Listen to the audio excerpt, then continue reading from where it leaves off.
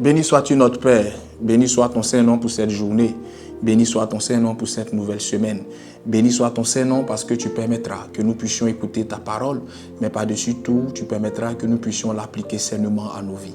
Béni soit ton Saint-Nom parce que tu permettras que nos faits et gestes, nos déplacements soient placés sous le regard de ton esprit et tu permettras que nous puissions sortir et revenir sains et saufs. Béni sois-tu parce que tu le fais. Au nom de Jésus que j'ai prié. Amen. Shalom, shalom, paroliers, parolières, que la grâce et la faveur de notre Seigneur soient sur vous ainsi que sur vos différentes familles. Bienvenue à notre dévotion matinale qui aura pour thème « Ne réponds pas ». Marc le chapitre 14, 60 à 62, dit en substance que Jésus a été mis aux arrêts et il y avait plusieurs accusations contre lui et le souverain sacrificateur lui pose la question de savoir « Ne réponds-tu pas à ces accusations ?» La Bible déclare que Jésus garda le silence. Amen. Je voudrais ce matin parler au répondeur automatique, permettez-moi le thème. Vous savez, il y a des chrétiens, il y a des pasteurs, il y a des personnes qui sont des répondeurs automatiques. C'est-à-dire que ces personnes-là se sentent obligées de répondre à tous, de répondre à toutes et de répondre à tout.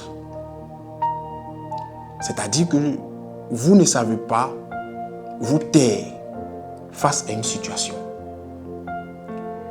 Et souvent, on drape ça du manteau de la nature.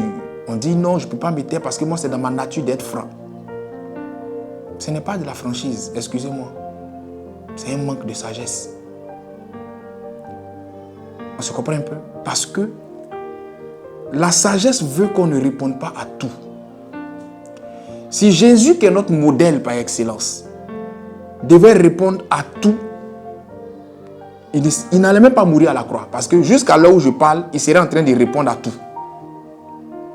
Il y a des chrétiens sur les réseaux sociaux. Le monde commentaire sur un post, ils vont aller répondre. Dans la vie même, ton mari fait un truc, tu vas répondre. Ta femme fait un truc, tu vas répondre. Souvent même par l'âme des enfants, tu vas encore répondre dedans. Au final, tu n'as plus de respect. C'est-à-dire on ne te respecte plus, tu ne fais plus peur. Parce que permettez-moi le thème, on dit communément que le chien qui aboie beaucoup ne mord pas. On se comprend? À un moment donné, quand vous parlez, vous répondez à tout. Vous brisez votre mystère, vous brisez votre charisme, vous brisez le mythe qui doit entourer votre personne. Un homme, qu'il soit de sexe masculin ou de sexe féminin, une personne spirituellement élevée doit avoir un charisme naturel, doit avoir un mythe qu'elle entretient autour d'elle. Mais vous brisez ce mythe-là en répondant à tout. Souvent même ton mari te regarde, il te fait signe, mais toi tu vas répondre à tout. Petite réunion de famille, toi tu vas répondre à tout. Ça dit que si toi tu as dit ok là c'est pas bon, il faut que toi tu répondes.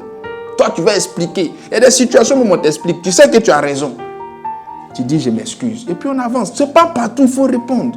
Il y a des relations qui n'ont pas subsisté parce que monsieur avait une réponse à tout et madame voulait donner une réponse à tout. Au final, ils se sont séparés. À un moment donné, apprenez à vous taire face à des fausses accusations. Apprenez à garder le silence face à certaines situations. Ça va vous éviter bien des problèmes. Je prie que le Seigneur vous donne la bonne compréhension des choses et que sa grâce soit sur vous tout au long de cette semaine. Dieu est bon en tout temps. Shalom chez vous.